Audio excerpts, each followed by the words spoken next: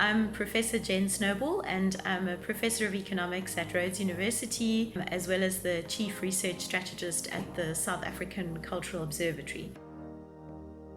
I mean, there has been some progress. So we at the Cultural Observatory, part of what we do is we track labour market trends so that we can see if there are differences between men and women working in the sector, or if there's specific patterns in the data that we can see.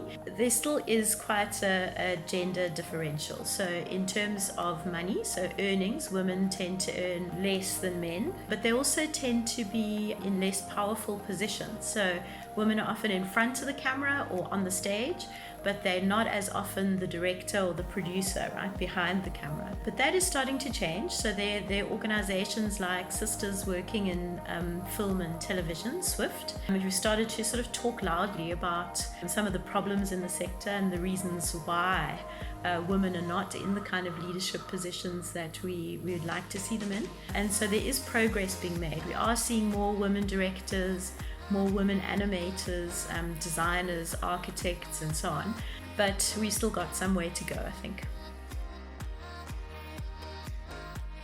Well, I think the one challenge is related to just being taken seriously. So even women ourselves, we have this sort of picture of what does a director or a producer or a conductor look like. And so I think one of the big things is to overcome that bias. So to accept that women can very ably, and sometimes even better than men, take on these kind of leadership roles and produce wonderful, interesting, innovative content. So that's the one, is just the perception. But then I think there's also a sort of a gap in the training and the skills and experience, right? So there are lots of women, for example, who study creative arts or fine arts or drama at university level, but then somehow that doesn't translate into women leaders in that sector. And I think this is partly because there isn't in South Africa the same kind of focus on arts management as there is internationally. So internationally, arts management studies are a huge field, whereas that doesn't really happen so much in South Africa. So I think that business training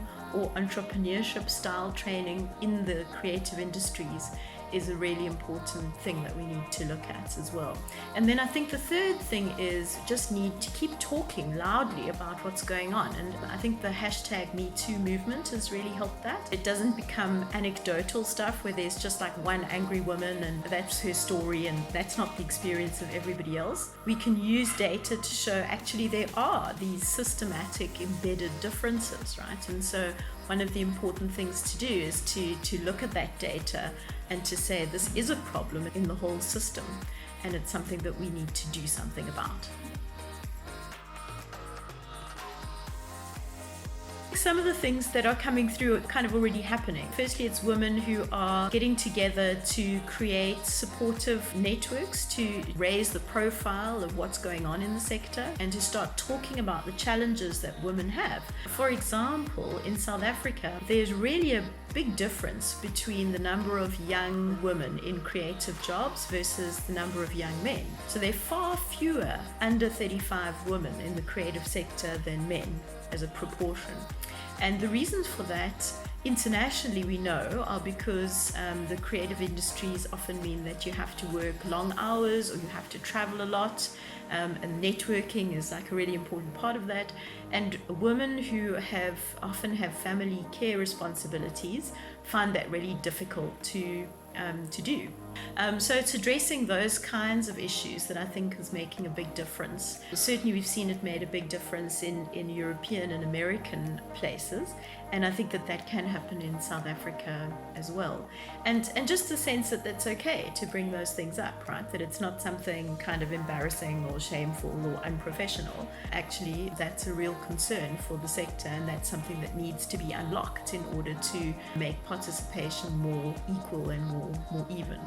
Especially in the creative industries, if you're limiting the participation of particular groups of people, then you're locking out all of those valuable, diverse, rich experiences. And I think that really limits the amount of quality and the impact of the creative work that's being produced.